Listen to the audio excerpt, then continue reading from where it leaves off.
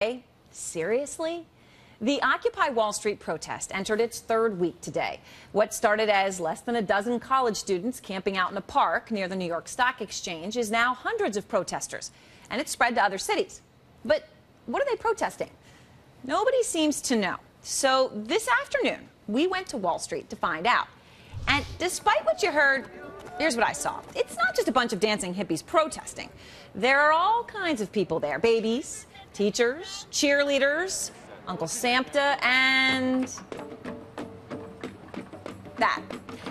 Seriously, it's a mixed bag, but they were happy to take some time from their books, banjos, bongos, sports drinks, catered lunch.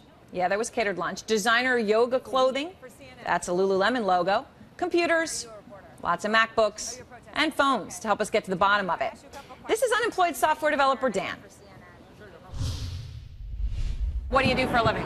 I'm a software developer. Software developer. Yes. So currently employed or unemployed? Unemployed. Unemployed. Unemployed, we like to call it. Unemployed. It's called Occupy Wall Street. So do you know that taxpayers actually made money on the Wall Street bailout? I was not aware of that. They did. They made, not on GM, but they did on the Wall Street part of the bailout. Okay. Does that make you feel any differently? Well, I would have to do more research about it, but if I were right, it might. Oh, sure. Seriously? That's all it would take to put an end to the unrest. Well, as promised, we did go double-check the numbers on the bank bailout, and this is what we found. Yes, the bank bailouts made money for American taxpayers right now to the tune of $10 billion.